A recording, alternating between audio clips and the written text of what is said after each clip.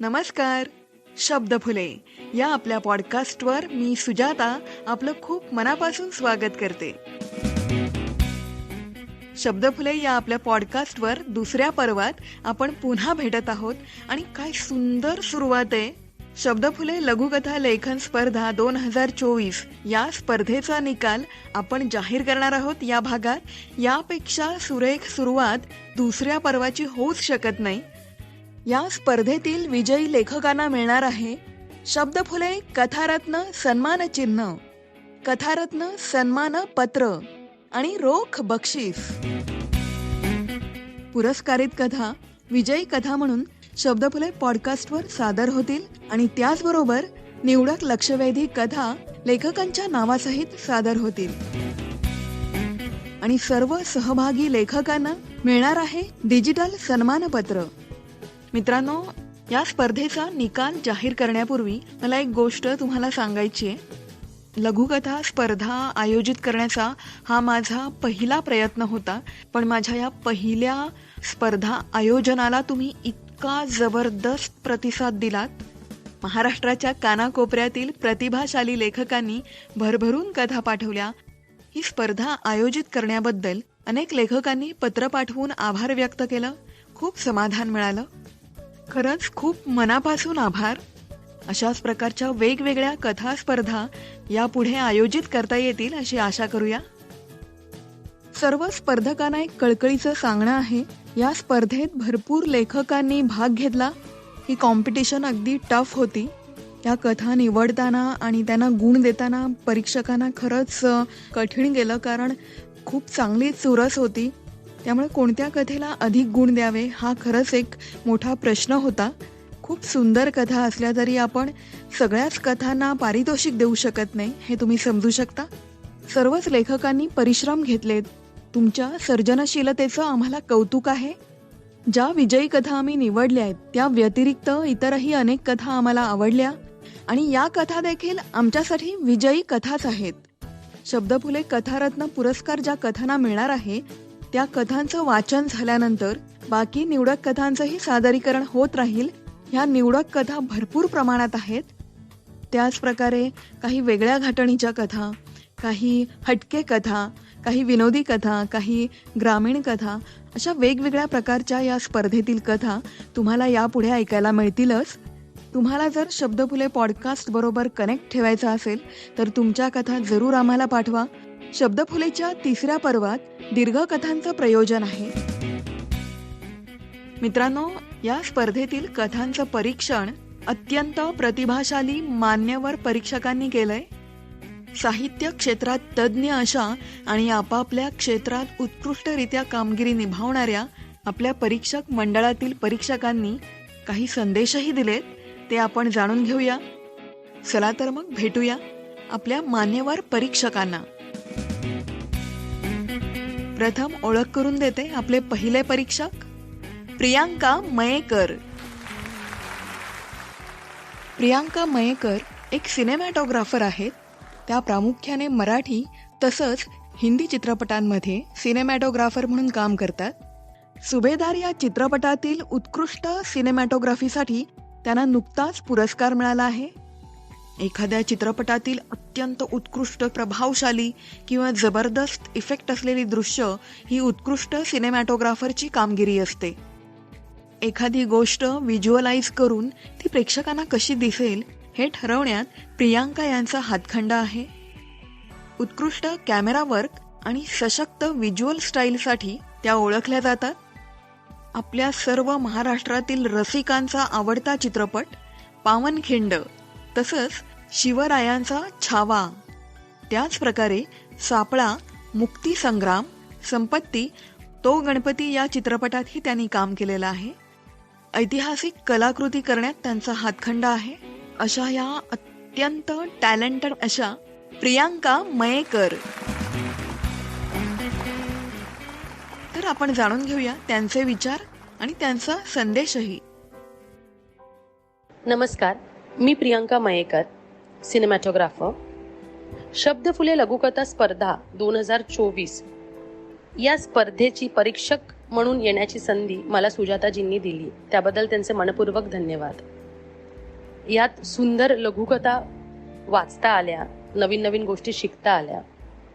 थोडक्यात सांगायचं झालं, या लघुकथा ज्या होत्या, ज्या वाचताना बरेच बारकावे पाहण्यात आले.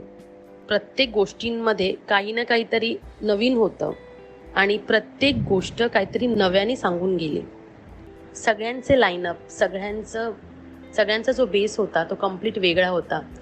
त्यामुळे कुठेही असं वाटलं नाही की सिमिलॅरिटी आहे, कुठे अच्छा हेच आता वाचलं का, सेम वाटतंय का, असं नव्हतं. त्यामुळे खूप छान छान टप्पे गाठता आले वेगवेगळ्या कथांमधून. त्यामुळे मजा आली. परीक्षक म्हणून मी एका वेगळ्या अँगलनी पण पाहिलंय, सिनेमॅटोग्राफी अँगलनी पण पाहिलंय, जेणेकरून मला जर एखादी शॉर्ट फिल्म करावीशी वाटली तर ते चित्रीकरण कसं दिसेल आणि त्यानुसार ते लिहिलं गेलं आहे का, तेही मी पाहिलं.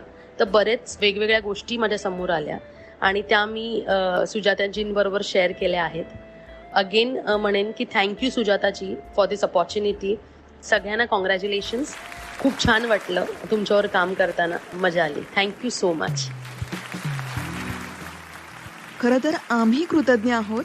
तुमचं उत्कृष्ट मूल्यमापन शब्दफुले स्पर्धेला लाभलं आणि या स्पर्धेतील कथांना एका वेगळ्या परिमाणातून बघता आलं. दुसऱ्या क्षेत्रातील सर्जनशील व्यक्तीशी आपण जेव्हा संपर्कात येतो तेव्हा आपल्याला खरंच नवीन गोष्टीचे कंगोरे मिळत जातात, नवीन पॉइंट ऑफ व्ह्यू कळतो. तसंच काहीसं मला अनुभवायला मिळालं. तर त्यासाठी प्रियांका मॅडम आपले खूप मनापासून आभार. तुम्हाला मिळालेल्या पुरस्कारासाठी खूप अभिनंदन आणि पुढील वाटचालीसाठी आमच्याकडून शुभेच्छा. एखाद्या कथेविषयी आपल्या परीक्षकांनी काय मत व्यक्त केलंय ती कथा मी जेव्हा शब्दफुलेवर सादर करेन तेव्हा नक्की तुम्हाला शेअर करेन. मित्रांनो, शब्दफुले लघुकथा लेखन स्पर्धेला अनेक कथा आल्या, त्याचप्रकारे ग्रामीण कथाही आल्या. तुम्हाला शब्दफुले पॉडकास्टवर ग्रामीण कथा ऐकायला आवडतील का? तुम्ही कमेंट करून मला कळवा. तुमचा प्रतिसाद सकारात्मक आला तर या स्पर्धेतील काही ग्रामीण कथा एकत्रित करून आपण शब्दफुलेवर नक्की ऐकवू. ग्रामीण कथांची एक स्पर्धा घ्यावी असं मला वाटतं. याविषयी तुम्हाला काय वाटतं मला जरूर कमेंट करून तुमचं मत कळवा. फेसबुक, इंस्टाग्रामवर मेसेज करा किंवा ईमेलही करू शकता. आता आपण पुढच्या तज्ज्ञ परीक्षकांची माहिती जाणून घेणार आहोत. या स्पर्धेचे दुसरे परीक्षक आहेत निलिमा कुलकर्णी मॅडम.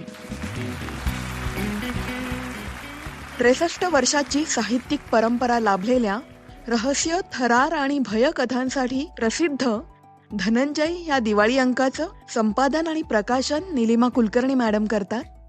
60 वर्षाची परंपरा लाभलेल्या चंद्रकांत या दिवाळी अंकाचं संपादन आणि प्रकाशन, या दोन्ही दिवाळी अंकांना अनेक पुरस्कार मिळाले आहेत. चंद्रकांत या दिवाळी अंकात 240च्या वर कादंबऱ्या प्रकाशित झाल्या आहेत. तसंच राजेंद्र प्रकाशन अंतर्गत अनेक पुस्तकं त्यांनी प्रकाशित केली आहेत, ज्यांना राष्ट्रीय पुरस्कारही मिळालेला आहे. मोजकी पण दर्जेदार पुस्तकं हे राजेंद्र प्रकाशनचं वैशिष्ट्य. तर राजेंद्र प्रकाशनच्या प्रकाशिका, धनंजय आणि चंद्रकांत दिवाळी अंकाच्या संपादिका निलिमा कुलकर्णी मॅडम यांचे विचार जाणून घेऊया. ऐकूयात. शब्दफुले या पॉडकास्टच्या सर्वेसर्वा सुजाता साळवी यांचं मी सर्वप्रथम अभिनंदन करते. हिंदुस्तान टाइम्सने आयोजित केलेल्या पॉडकास्ट स्पर्धेत शब्दफुलेच्या पॉडकास्टची निवड पहिल्या 3 फायनलिस्टमध्ये झाली, ही खूप मोठी गोष्ट आहे. त्याबद्दल तिचं खूप मनापासून अभिनंदन. लेखकांसाठी एक नवीन व्यासपीठ शब्दफुले या पॉडकास्टने उपलब्ध करून दिलं आहे. त्यातील काही कथा मी ऐकत होते. अतिशय स्पष्ट शब्दांमध्ये आवाजांचे योग्य चढउतार घेऊन सुजातांनी कथांचं वाचन केलेलं आहे आणि त्या कथा ऐकताना त्यात आपल्याला गुंग व्हायला होतं. लेखकांनी सुद्धा अनेक कथा प्रकार हाताळलेले आहेत. कौटुंबिक कथा, भयकथा, गूढकथा, सामाजिक कथा. आणि ह्या छपाईच्या माध्यमामध्ये सर्वच लेखकांना स्थान मिळत नाही. त्या लेखकांना ह्या पॉडकास्टच्या निमित्ताने एक स्थान मिळतं, नाव मिळतं आणि त्यांच्या कथा अनेक श्रोत्यांकडून ऐकल्या जातात. हेच या पॉडकास्टचं यश आहे.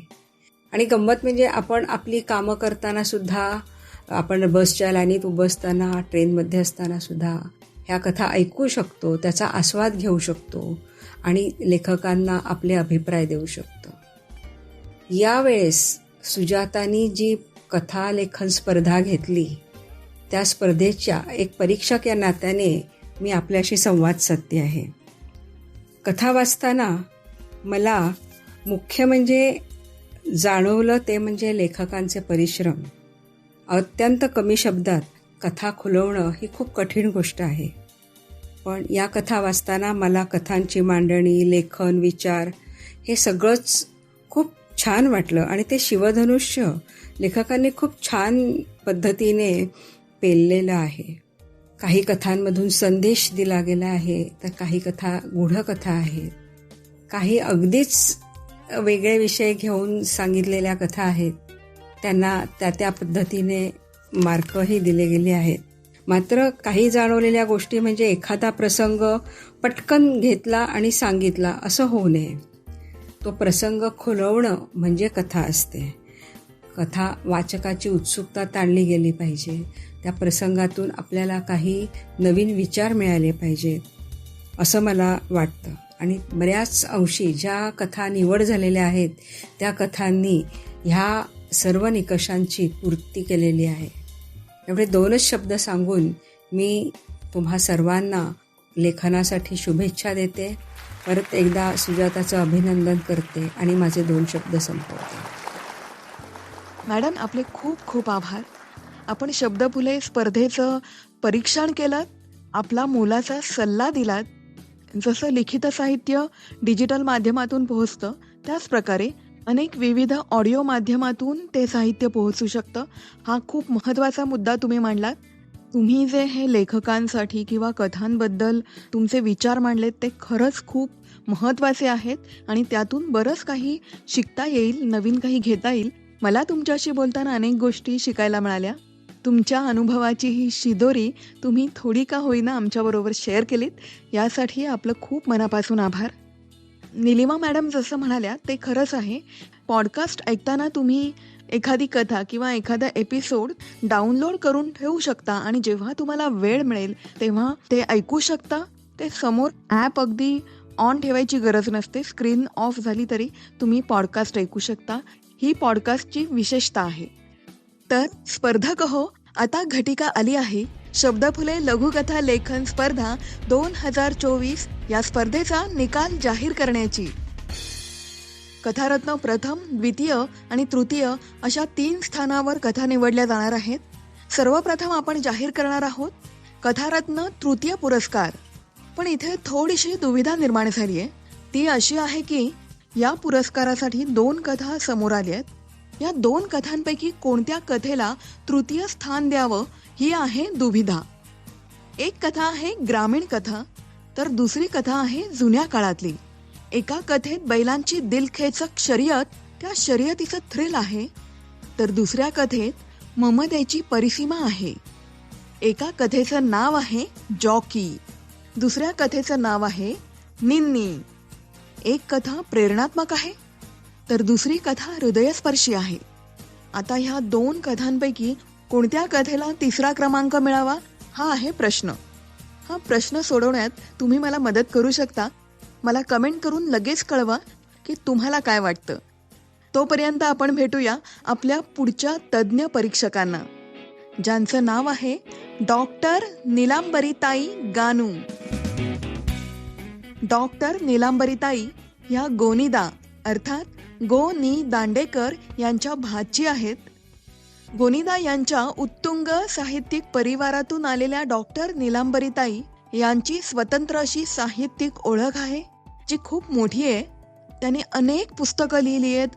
परावणी नावाचा काव्य प्रकार प्रथमच मराठीत त्यांनी आणला. मराठी व्यतिरिक्त हिंदी आणि गुजराती भाषेतही त्यांनी लिखाण केलंय.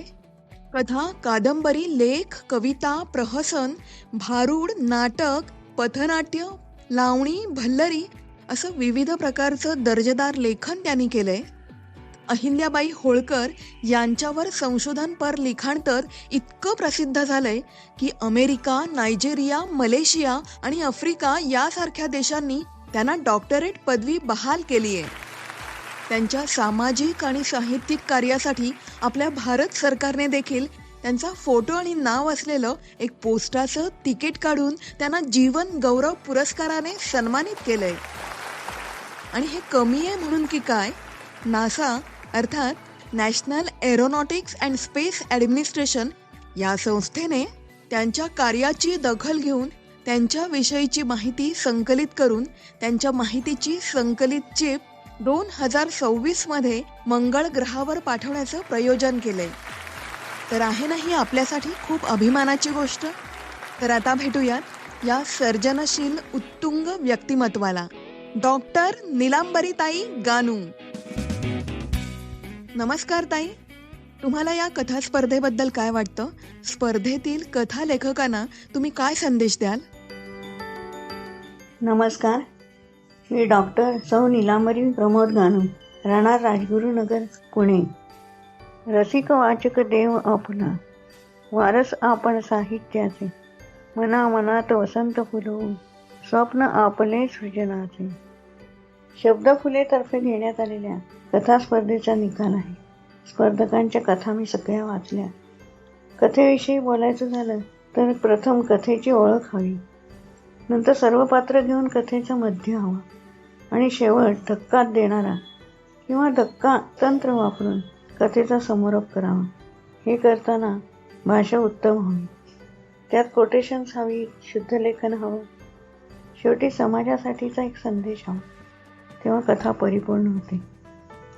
विहंग आम्ही मुक्त नभाचे, नसेल बंधन दीनपणाचे, साहित्याचे पंख पालवणी, शब्दांसवे करू संचार, अधिकार आमचे, अधिकार आमचे. नवोदित कथा लेखकांना एवढंच सांगणं आहे की परकाय प्रवेश आणि प्रतिभा असणं अतिशय आवश्यक आहे. तिकडे लक्ष द्या. शब्द तारी, शब्द मारी, शब्दांसारखा नाही खेळगडी. कथा म्हणजे शब्दांचा सुंदर मनोरा, त्याचे वाचन म्हणजे पर्वणी. सुजाताचा पॉडकास्ट कथा वाचनासाठी प्रसिद्ध आहे. सुजाता त्यावर छान काम करते आहे.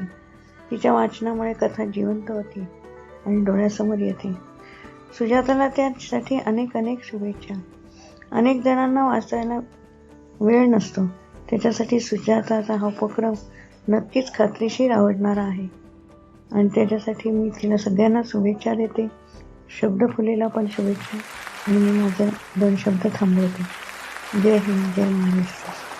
वा, खूप खूप छान ताई. तुम्ही पेरलेल्या काव्यपंक्ती आणि तुमचा अनमोल संदेश आपल्या लेखक मित्रांना जरूर आवडला असेल. स्पर्धेतील लेखकांसाठी किंवा नवोदित लेखकांसाठी तुम्ही दिलेला संदेश खूप महत्त्वाचा आहे.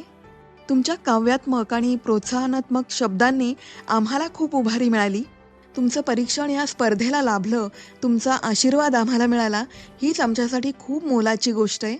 तुमचा पाठिंबा असाच राहो हीच प्रार्थना. हे होते आपले तज्ज्ञ परीक्षक. लेखक मित्रांनो, आता आपण ज्या क्षणाची उत्कंठेने वाट पाहत आहोत तो क्षण शब्दफुले कथारत्न तृतीय पुरस्कार जाहीर करूयात. या पुरस्कारासाठी आपल्या समोर 2 कथा आल्या आहेत. निन्नी, ज्या कथेचं लेखन केलं आहे रेश्मा डोळे यांनी.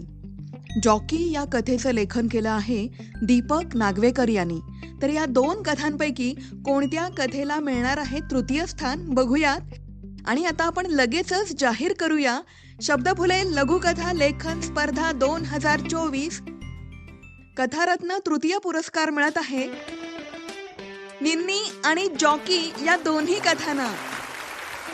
रेश्मा डोळे आणि दीपक नागवेकर यांचं मनपूर्वक अभिनंदन. या स्थानावर 2 कथा निवडल्या गेल्या आहेत आणि इथे मला स्पष्ट करायला नक्कीच आवडेल, हे बक्षीस वाटून दिलं जाणार नाहीये.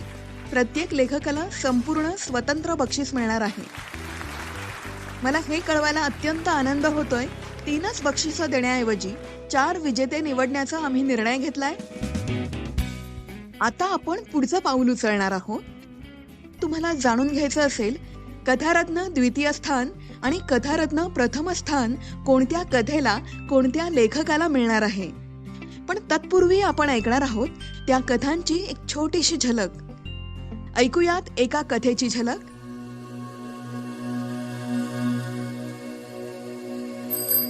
पर्वतराजींमधील निमुळत्या वाटेवरून अकिरा चालली होती. पोस्टमन होती ती, त्या डोंगराळ भागातली. रोजची अशी पायपीट आणि सायकलिंग करण्यापेक्षा 2 घनदाट झाडांच्या मध्ये आपणही जमिनीत खोचून बसावं असं तिला कधीतरी वाटायचंही. आज जवळजवळ सगळी पत्र वाटून झाली होती. फारशी घरं नव्हतीच त्या भागात. तिथे कोणी पोस्टमन यायला तयारच नव्हता. तिथलं आयुष्य म्हणजे त्या महाकाय निसर्गाचा एक छोटासा बिंदू बनून राहणं. आता ऐकूया पुढील झलक.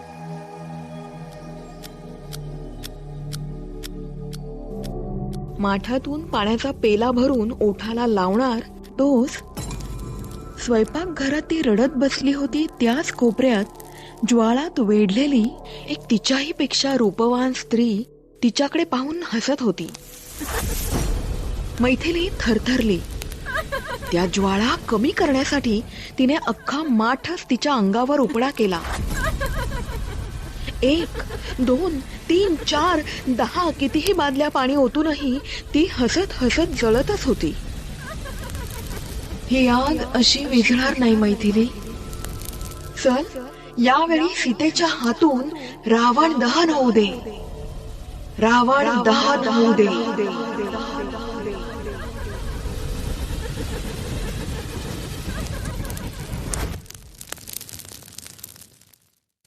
या कथांची झलक कशी वाटली तुम्हाला? या 2 कथांपैकी कोणती असेल प्रथम पारितोषिक विजेती आणि कोणती असेल द्वितीय पारितोषिक विजेती? तर लगेचच आपण जराही वेळ न दवडता जाहीर करूया.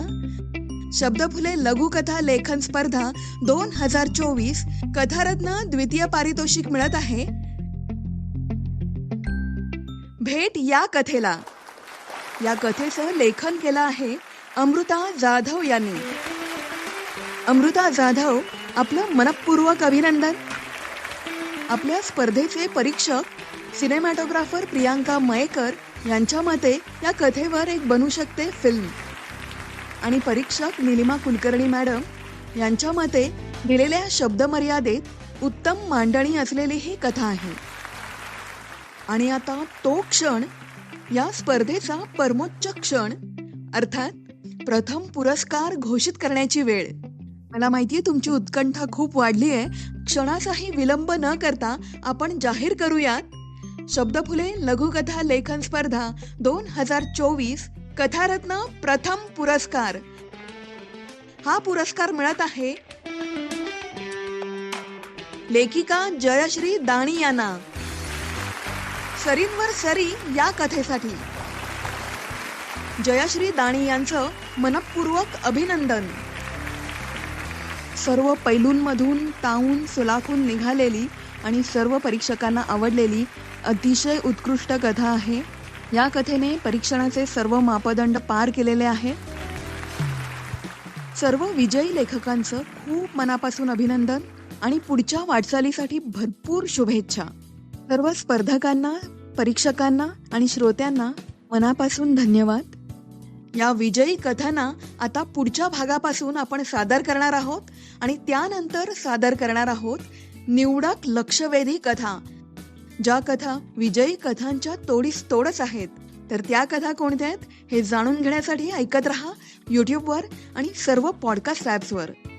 तुम्ही अजूनपर्यंत शब्दफुले सबस्क्राईब केला नसेल तर लगेच करा आणि शेजारी असलेलं बेल आयकॉन क्लिक करा. त्यामुळे नवीन अपलोड झालेल्या कथेचं लगेच नोटिफिकेशन तुम्हाला मिळेल. आणि तुमच्या स्वकीयांना, मित्रमैत्रिणींना जरूर शेअर करा. आपण आपलं मराठी साहित्य जगाच्या कानाकोपऱ्यात पोहोचवूया. तर या उत्कंठावर्धक अशा एपिसोड बरोबरच मी सुजाता तुमचा तुर्तास निरोप घेते. पुन्हा भेटू लवकरच एका विजयी कथेसह. थँक्यू. धन्यवाद.